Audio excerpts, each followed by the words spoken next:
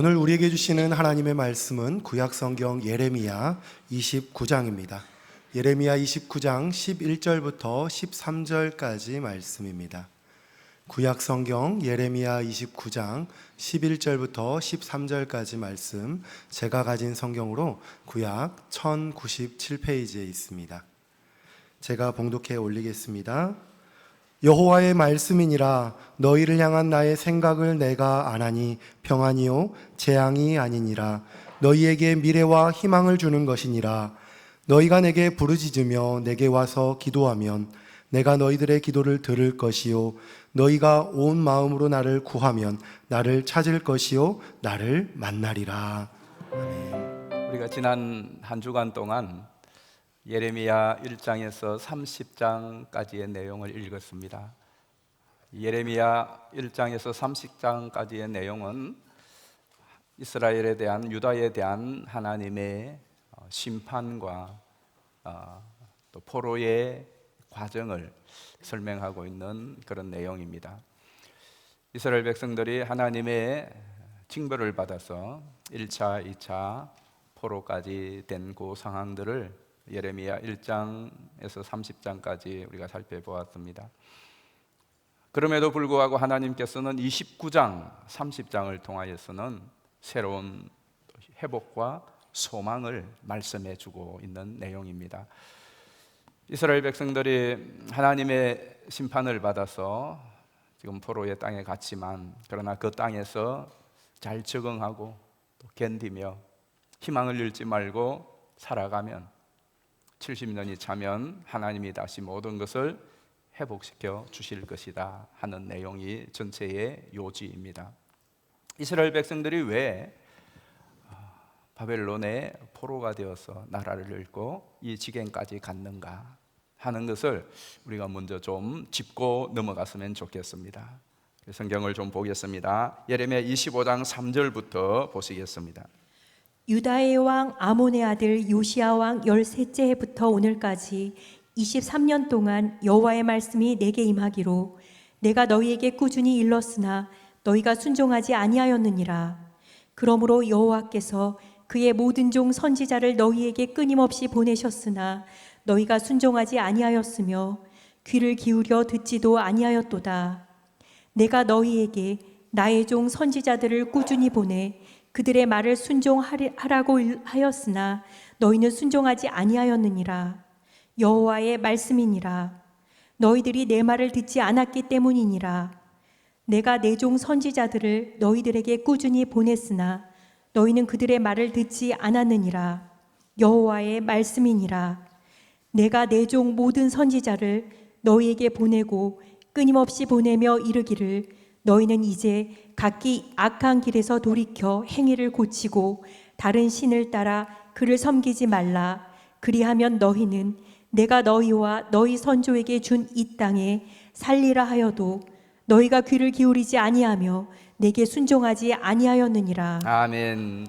자, 이 5구절 말씀을 여러분이 보시면서 눈여겨보셔야 했을 것은 빨간 글씨였습니다. 계속해서 매 구절마다 하나님 말씀하시면서 내가 꾸준히 끊임없이 너희에게 말하였다라고 말합니다. 다시 말하고 다시 말하고 인내심을 가지고 또 말하고 꾸준히 끊임없이 너희에게 말하였지만 너희들이 듣지 않았다. 여러분 그런 때 있죠? 내가 그렇게 잔소리를 하는데, 내가 그렇게 다 이러는데 끝끝내 듣지 않아. 그러면 말로서 되지 않는다. 그래서 행동이 나가게 되어집니다. 이스라엘 백성들이 그랬어요. 마치 고집센 염소처럼 하나님이 그렇게 끊임없이 말하고 또 말하는데 끝끝내 하나님의 말씀을 듣지 않습니다. 그리고는 하나님이 어쩔 수 없이 내 마음에 사랑하는 자를 내가 원수의 손에 넘기노라, 그렇게 말씀하고 있습니다. 우리 인류가 겪은 참사들이 많이 있습니다. 전쟁으로 인한 참사도 있지만 전쟁이 아니었음에도 불구하고 수천 명, 수만 명이 생명을 잃게 되는 그러한 참사들이 있죠. 지진이나 화재. 그 가운데 온 인류 우리 온 세계인들의 내리 속에 남아 있는 것이 영화 때문이기도 합니다만은 1912년에 있었던 타이타닉호 침몰 사건입니다. 아마 여러분들께서도 익히 잘 알고 있으리라고 생각을 합니다. 저 타이타닉호는 당시에 최고의 과학기술, 최첨단 과학기술로 만들어진 그러한 배였습니다. 그래서 이 배를 건조하고 난 후에 신도 이 배를 침몰시키지 못할 것이다 라고 할 정도로 자부심이 대단했습니다. 이 배가 1912년 4월 10일 날 영국을 출발하여 뉴욕으로 항해를 첫 시작을 합니다. 승무원과 승객 2225명을 태우고 참 희망찬 첫 항해를 시작하였지만은 출항한 지 나흘 만에 4월 14일 저녁 배 우현이 빙산에 부딪혀서 타고 있던 승무원과 승객 2225명 가운데 1500여 명이 배와 함께 바닷속에 침몰하고 말죠. 영국 사우샘프턴 항에서 출발하여서 이제 뉴욕을 얼마 남겨주지 않는 바로 저 지점에서 침몰하였습니다. 침몰한 직접적인 원인은 배의 우현 바닥이 빙산과 부딪힌 사건이었습니다. 이 어마어마하게 큰 최첨단 과학으로 빚어진 이 배가 어떻게 빙산에 부딪혀서 침몰할 수 있는가? 아직도 많은 미스테리를 안고 있습니다. 그럼에도 불구하고 한 가지 중요한 교훈은 이 배가 출항하는 그날 오전에도 빙산이 떠다니고 있다는 경고가 항해하는 선박들 사이의 교신으로 수없이 오고 갔습니다. 실제로 4월 14일 날 타이타닉호도 6번의 경고 신호를 받았다고 합니다. 그럼에도 불구하고 선장은 전 속력으로 항진을 계속합니다. 하면 거두세요. 계속 풀 이유가 없어요. 예. 그렇게 해서 항진을 전 속력으로 시도를 합니다. 그리고 그날 밤 11시 39분 갑판에서 망을 보고 있던 갑판장이 약 500여 미터 앞에 20m 높이의 빙산이 있는 것을 발견합니다. 빙산이 발견되어지면은 그 빙산에 드러난 부분은 우리는 빙산의 일각이라고 하죠. 거의 10분의 1만 드러나요. 10분의 9는 바다에 있습니다. 10분의 1이 드러난 그 빙산보다 바다에 감추어진 10분의 9가 얼마나 더 크겠습니까? 그렇기 때문에 이미 빙산을 보고 그 빙산을 피하는 것은 거의 어렵습니다. 전 속력으로 달리던 타이타닉호가 500여 미터 앞에 20m 높이의 빙산을 발견했지만, 그래서 선장이 그 배를 피하러 조처하였지만 이미 때는 늦었습니다.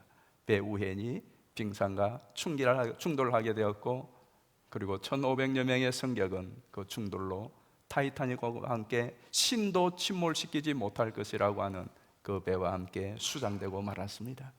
이것이 우리에게 알려주는 중요한 메시지는 경고를 무시하지 말라는 것이죠. 그런데 지금도 마찬가지죠. 많은 사람들의 또 우리 주변에 경고가 있지만 그보다 더 놀라운 것은, 더 큰 참사는 하나님의 말씀을, 하나님의 경고를 무시하는 거예요.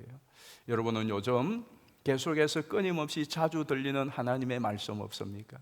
성경을 펼치고 라디오를 켜고 또 유튜브를 보고 설교를 들으면은 이상하게 계속해서 내게 던지는 말씀과 같은 그런 하나님의 메시지 말입니다. 그리고 계속해서 내게 어떤 경고의 사인으로 오는 그런 표시들은 없습니까? 여러분, 그걸 절대로 무시해서는 안 됩니다.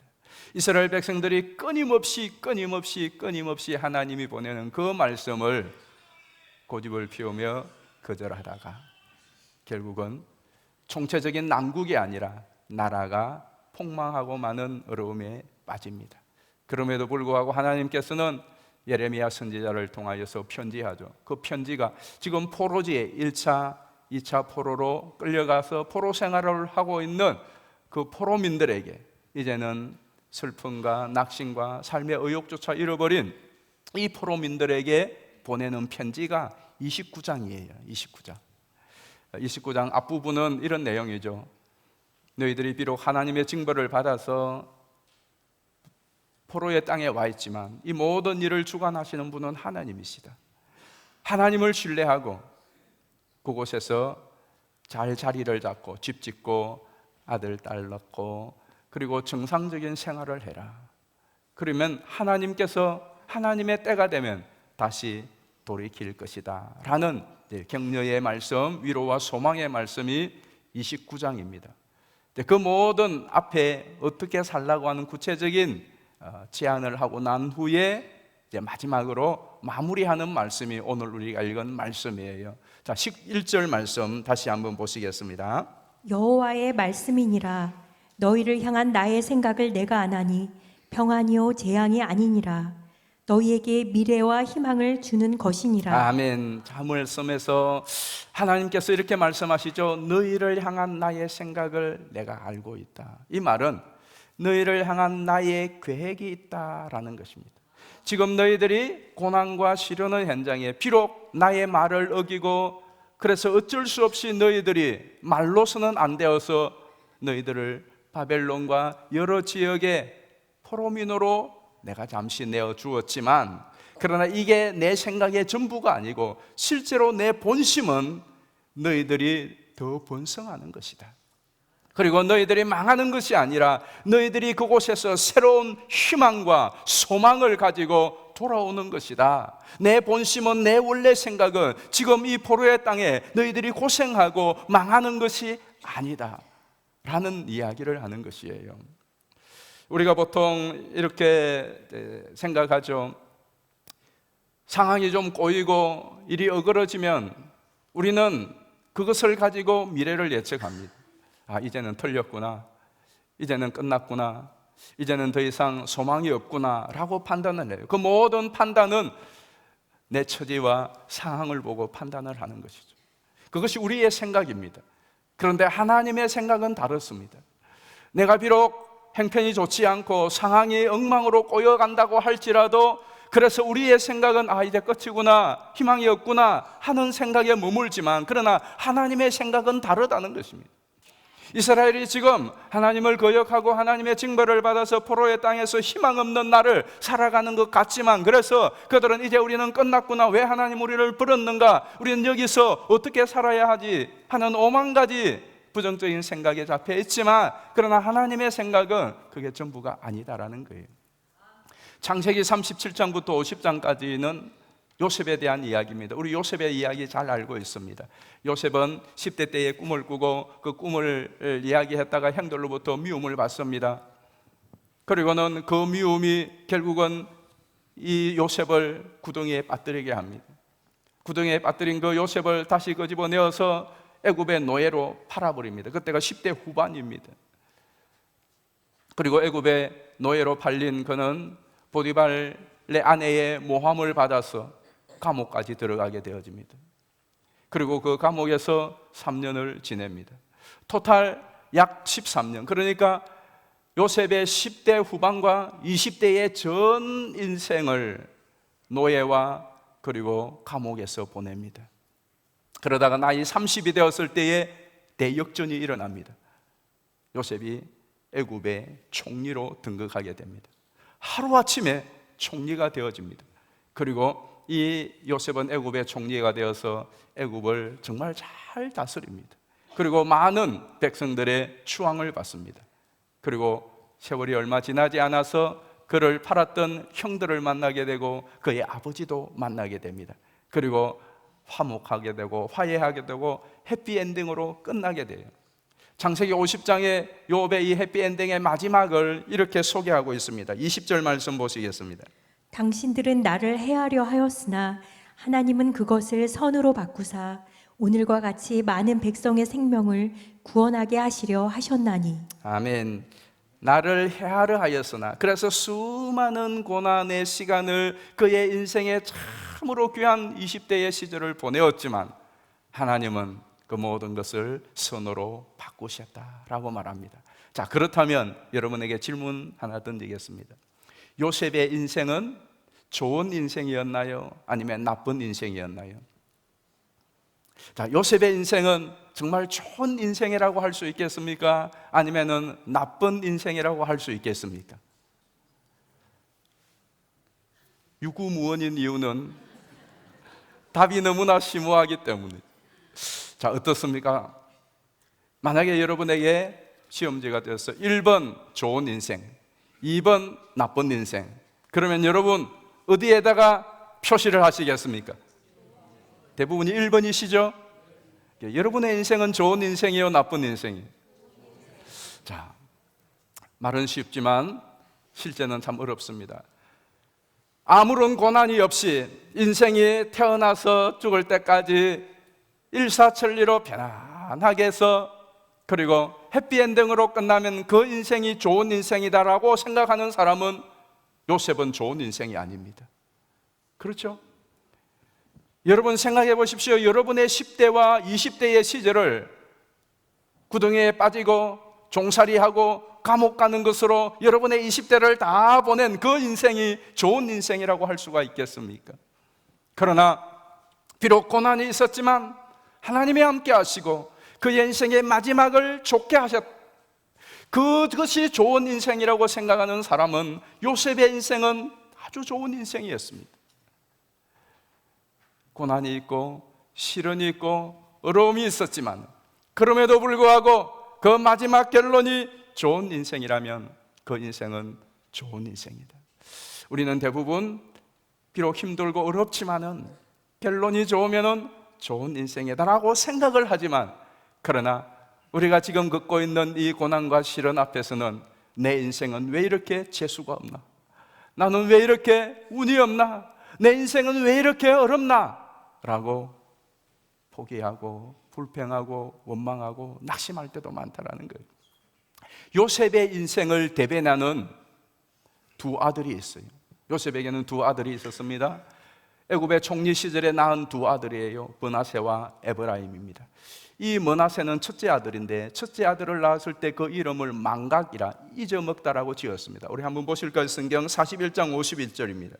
요셉이 그의 장남의 이름을 므낫세라 하였으니 하나님이 내게 내 모든 고난과 내 아버지의 온 집 일을 잊어버리게 하셨다 하미요. 자, 아들을 낳고 이름을 므낫세라 했어요. 므낫세라고 하는 것은 잊어먹다라는 뜻입니다. 뭘 잊어먹었다는 거죠? 고난을 잊어먹었다는 겁니다.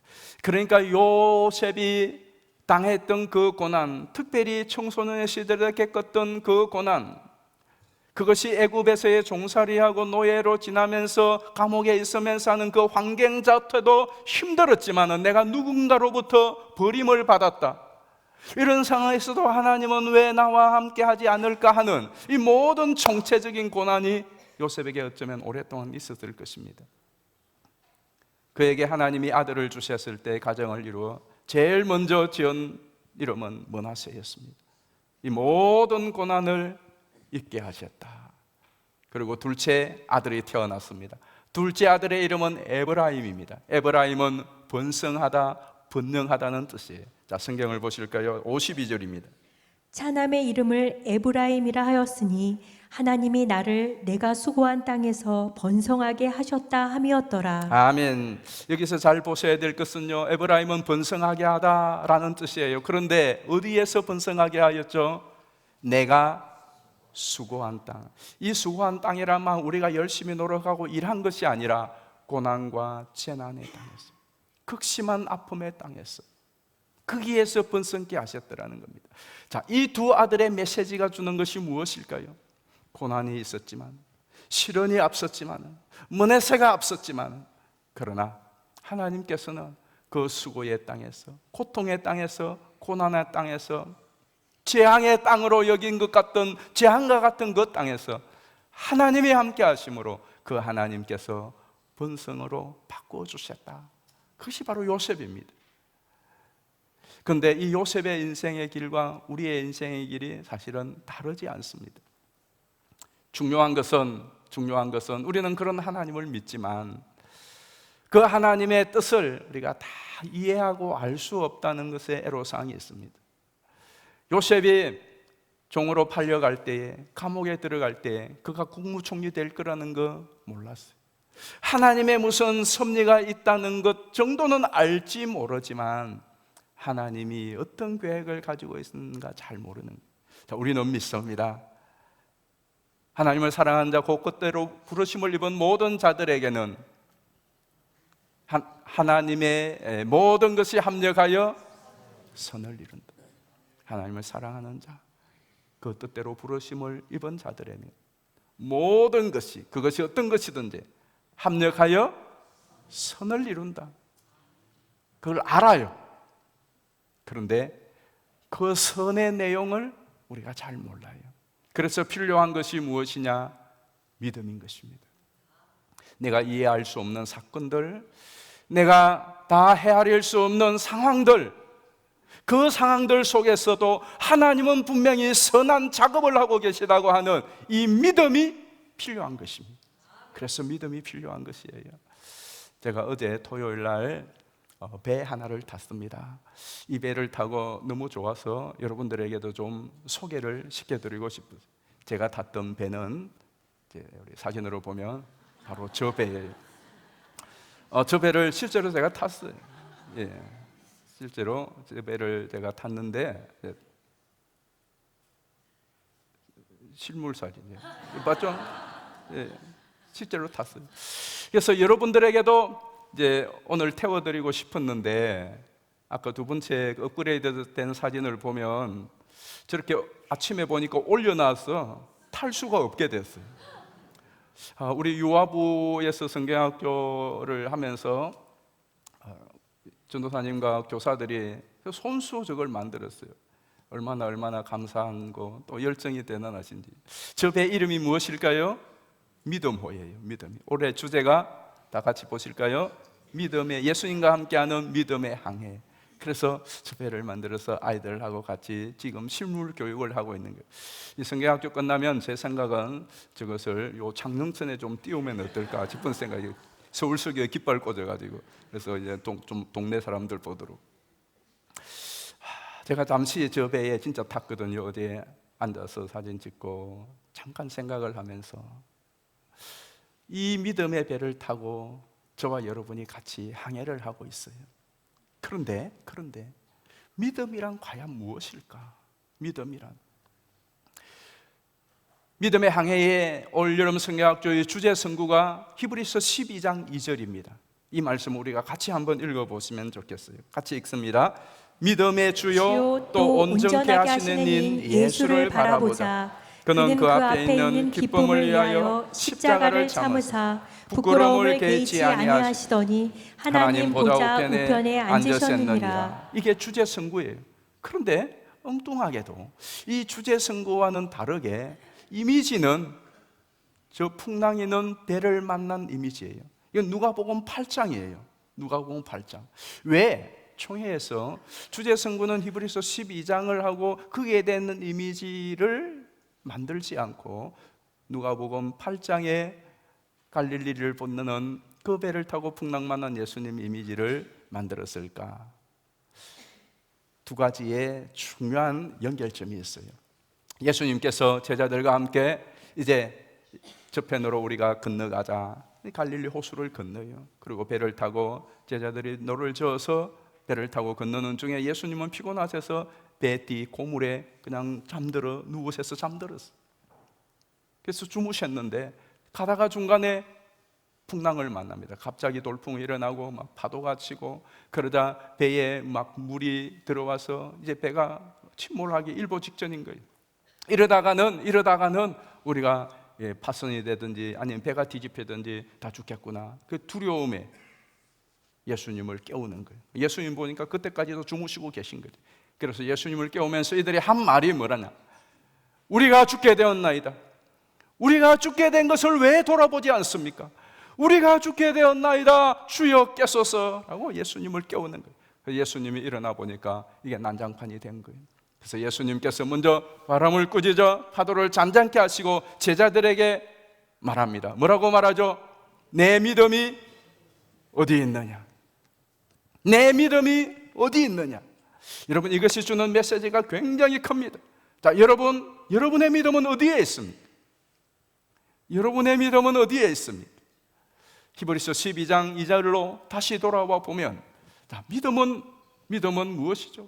믿음의 주요 또 온전케 하시는 이인 예수를 바라보자 화면을 한번 띄워주시기를 바라요. 믿음의 주요. 자, 이 믿음의 주라고 했지만은 믿음의 기초요. 믿음을 온전하게 하시는 예수라고 했어요. 자, 믿음의 기초 예수님이.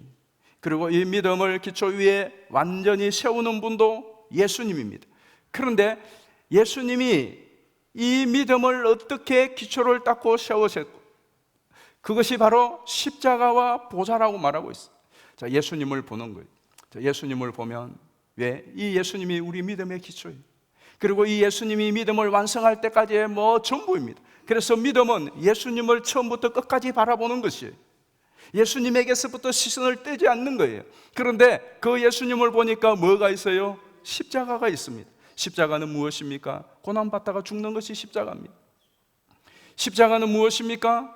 끝나는 것입니다. 고난을 받다가 죽어 장사지는 끝나는 것이. 자, 십자가만 보면은 한숨이 놓습니다. 십자가만 보면은 팽개치고 싶습니다. 그런데 그 십자가가 끝이 아니에요. 그 십자가만 보는 것이 아니라 십자가에 달리신 예수님이 죽으셨어요.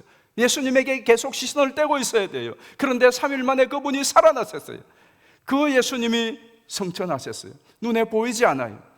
공중에서 어디에 몸이 회파가 되었는지 파에 파열이 되었는지 몰라요. 그런데 계속해서 예수님을 바라보니까 공중으로 들림받은 그 예수님은 하나님의 보좌 우편에 앉으셨어요. 거기까지 보아야 돼요. 그러면 누가복음 8장에 제자들이 가져야 되는 믿음은 무엇입니까? 예수님이 배에 타고 계세요. 그 예수님이 주무시고 계세요. 지금 풍랑이 있는데도 예수님은 주무시고 계세요. 여러분, 풍랑이 있는데 예수님을 주무시고 계시는 예수님을 보면서 제자들은 무슨 마음이 생겼을까요? 나중에는 원망과 불평이 생겼을지 몰라요. 그래서 우리가 지금 죽게 되었는데 이 판에 예수님이 잠이 옵니까? 하면서 예수님을 깨웠어요. 그러나 또 역으로 생각해 볼 수 있습니다. 지금 배가 이 난리인데 예수님은 주무시네? 그럼 우리도 같이 자자.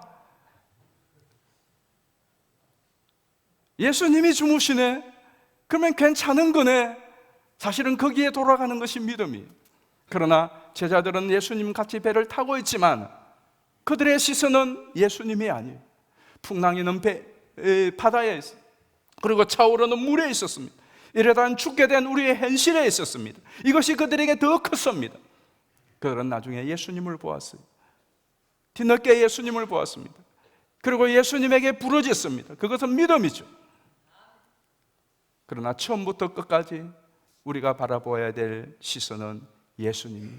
풍랑이 일 때에도, 내 배에 물이 차서 침몰하게 될 그때에도 우리의 시선이 예수님에게 있어요.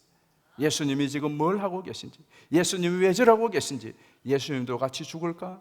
예수님도 같이 파멸될까? 예수님도 같이 끝날까? 십자가를 보니까 십자가가 끝인 줄 알았는데 끝이 아니더라는 겁니다. 그러니까 이 이야기는 무슨 이야기죠? 믿음은 무엇입니까? 믿음은 예수님을 주목하는 것입니다. 한번 따라 하십시다. 믿음은 예수님을 주목하는 것이다. 여러분의 확신이 아니에요. 여러분의 신념이 아니에요. 내 자신에 대하여, 상황에 대하여, 벌어지고 있는 일에 대하여서, 그리고 앞으로 우리의 생각에 대하여서 내 신념을 붙드는 것이 아니라 모든 상황 가운데 함께 하시는 예수님에게 우리의 시선과 마음을 두는 것입니다.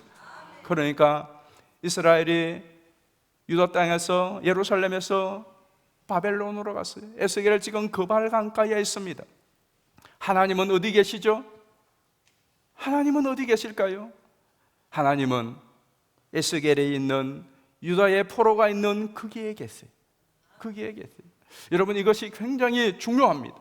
에스겔서를 우리가 이제 성경 골든벨 할 거예요. 지금 제가 말씀드리는 이것은 긍정 골든벨에 분명히 나오는 기저 중에 하나입니다. 하나님은 하나님의 보좌를 옮겨서 어디에 계시느냐? 바벨론 그발 강가에 계세요. 에스겔 10장에 보면 하나님의 보좌가, 예루살렘에 있는 성전에 있는 하나님의 보좌가 붕 떠서 어디로 가느냐? 바로 바벨론의 그발 강가로 갑니다. 그러면서 하나님이 에스겔 11장에서는 이렇게 말씀하세요. 내가 너희들을 흩었는데 흩어진 그 땅에 잠시 너희들을 내가 거처로 삼겠다라고 말씀합니다. 그러니까 이 말씀은 이스라엘 백성들에게 너희들 포로의 땅에 올가, 그리고 그 포로지에서 집 짓고 거기에서 두려워하고 한탄하고 신세타령하지 말고 거기가 내 집처럼 내 나라처럼 잘 적응하며 살아. 그리고 바벨론 왕 느부갓네살을 위하여 기도하면서 이 나라가 평안하기를 위하여서 너희들이 거기에서 기도하며 살아 라고 말씀하는 겁니다. 그런데 유대인들은 또 한패는 반이 갈라졌어요. 우리는 절대로 예루살렘을 못 떠난다. 이 성전을 못 떠난다. 예루살렘은 파괴되지 않는다. 예루살렘 성전은 결코 파괴되지 않는다. 우리는 여기를 고수한다 하는 파와 하나님의 말씀을 따라서 포로로 끌려가는 파가 있어요. 그런데 하나님 말씀하세요. 나는 예루살렘에 관심이 없어. 나는 이 성전에 관심이 없어. 뿐만 아니라 나는 이제 이곳을 떠나. 근데 믿지 않은 거예요. 11장엔 에스겔 11장에는 내가 이제는 예루살렘의 그 성전을 내 거처로 삼는 것이 아니라 사방으로 흩어진 이 포로들을 내 거처로 삼아서 내가 너희들과 함께 그곳에 있겠다라고 말씀하는 거예요. 여러분, 이 세상에 가장 좋은 땅, 가장 살기 좋은 곳 어딜까요? 하나님과 함께 하는 곳인 줄 믿습니다. 그런데 이스라엘 백성들이 그것도 믿지 않는 거예요. 에스겔의 환상을 통하여서 나중에 그 사실을 알려주고 보여줍니다. 하나님이 지금 우리를 포로로 보낸 것이 아니라 우리와 함께 이 포로의 땅으로 이전을 하셨어. 그렇기 때문에 여기서 우리가 거하는 동안 잘 지내자 하는 거예요. 그러므로 사랑하는 성도 여러분, 하나님은 어디 계실까요? 여러분들이 비록 고난과 시련과 어려운 환경이지만은 하나님의 말씀을 순종하며 하나님을 신뢰하는 그 자리에 하나님이 함께 계심을 잊지 마시기를 바랍니다.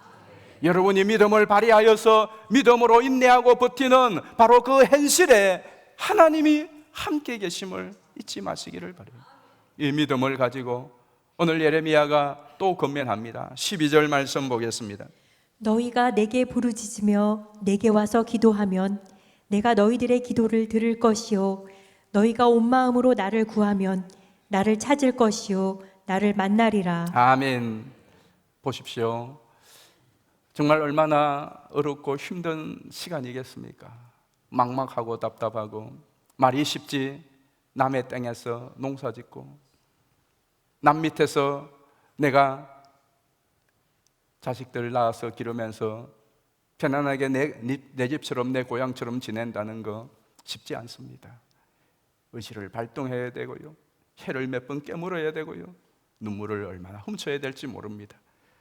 그럼에도 불구하고 한 가지 하나님이 주시는 또 하나의 소망이 있어요. 무조건 하나님이 인내하고 참아라고 말하지 않아요. 너 힘들고 어렵고 포기하고 싶을 때가 있어. 그때에 뭐라고 말하죠? 내게 부르짖어. Call me. 나를 찾아. 그러면 내가 듣고 내가 너를 만날 것이야. 내가 너무나 막막하면 힘들면 혼자서 다 짊어지고 사람에게 퍼붓지 말고 나에게 하래. 나를 찾아. 그러면 내가 듣고 내가 너를 만날 것이야. 내가 너를 도울 것이야. 걱정하지 마 라고 말씀하고 있는 것입니다. 그러므로 사랑하는 성도 여러분, 하나님을 믿으시기를 바랍니다. 여러분이 정말로 하나님을 믿는다면 그 하나님께 더욱 마음을 다하여 전심으로 하나님을 찾고 하나님을 부르시기를 바랍니다. 여러분의 삶의 현장에서, 여러분의 고난의 현장에서, 여러분이 앞에 막힌 그 자리에서 하나님을 찾으시기를 바랍니다. 하나님을 부르시기를 바랍니다. 우리 한번 큰 소리로 따라해 보실까요? 주여, 우리를 도와주옵소서. 아멘. 하나님을 향하여 부르짖는 여러분의 기도가 여러분의 미래요, 여러분의 가정의 미래요, 우리 교회의 미래요, 우리 나라의 미래인 줄 믿습니다. 왜냐하면 기도는 기적을 낳습니다. 하나님, 우리가 기도할 때에 하나님은 우리의 기도를 들으시고 우리의 두려움과 염려를 담대함과 평안으로 바꾸시는 하나님인 줄 믿습니다. 하나님은 기도를 통하여 하나님의 약속을 현실화시키는 놀라운 기도는 능력이 있음을 믿으시기를 바랍니다. 기도는 우리가 할 수 없는 불가능을 가능케 하시는 하나님의 능력인 줄 믿습니다. 여러분의 모든 상황을 다시 뒤집을 수 있는 하늘의 능력이 무엇입니까? 기도인 것입니다. 그러므로 여러분이 여름을 지나면서 다시 한번 무엇보다도 정말로 하나님을 믿으면 하나님을 구하고 찾는 일에 힘을 내어서 여러분도 살고 여러분의 기도로 여러분의 가족이 일어나고 우리의 삶의 현장에 하나님의 살아계신 역사를 경험하는 그런 은혜가 있기를 주의 이름으로 축복합니다. 우리 함께 찬양하십시다. 기도를 멈추지 마라. 눈앞의 상황이 마음을 눌러도 마음을 뺏기지 마라. 내가 늘 도우지 않는다는 소리에 너의 모든 게 불리해도 너는 기도를 계속해라. 기도를 멈추지 마라. 내가 너의 모든 상황을 바로 역전시키려니 기도를 멈추지 마라. 너는 보리라 기도의 능력을 내가 역전시키리라. 우리 말씀을 생각하며 함께 찬양하겠습니다. 기도를 멈추지 마라. 눈앞의 상황이 마음을 눌러도 원망치 마라. 너의 입을 지켜. 저들은 너의 입을 보고 있다. 너의 입을 보고 있다. 마음을 뺏기지 마라. 마음을 뺏기지 마라. 내가 늘 도우지 않는다는 소리에 너의 모든 게 불리해도 너의 모든 게 불리해. 너는 기도를 계속해라. 기도를 계속해라. 너 기도를 멈추지 마라. 멈추지 마라. 내가 너의 그 모든 상황 바로 역전시키리. 너 기도를 멈추지 마라. 내가 잠시도 쉬지 않고 모든 걸 지켜보고 있으니 바로 역전되리라. 저들의 힘이 너를 압도해도 저들의 힘이 너를 압도해도 저들의 힘이 내 숨을 조여도 저들의 힘이 내 숨을 조여도 너는 노리라. 기도의 능력은 내가 역전시키리라.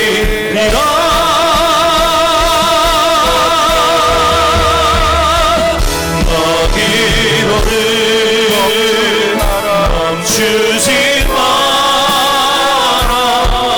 내가 너의 그 모든 상황을 바로 역전시키리. 너 기도를 멈추지 마라. 내가 잠시도 쉬지 않고 모든 걸 지켜보고 있으니 바로 역전되리라. 이 시간 우리 같이 기도하십시다. 주님 우리에게 말씀하십니다. 너희를 행한 생각을 내가 하나니 평안이요 재앙이 아니니라. 장래와 희망이라. 그러면서 우리에게 말씀하십니다. 너희가 내게 부르짖으며 내게 와서 기도하면 내가 너희들의 기도를 들을 것이요 너희가 온 마음으로 나를 구하면 나를 찾을 것이요 나를 만나리라. 그럼 이 시간에 우리 주여 한번 부르고 오늘 우리가 하나님의 우리의 사정과 형편을 구하고 하나님 내가 이 험단 현실을 또 헤쳐나아갈 수 있게 하시고 주신 사명을 감당하게 하시고 하나님의 살아계심을 경험할 수 있도록 기도의 힘을 다하여 주십시오. 믿음의 믿음을 다하여 주십시오. 믿음의 영광을 보며 기도의 결국을 보게 하여 주옵소서. 우리 주여 한번 부르고 간절한 마음으로 기도합니다.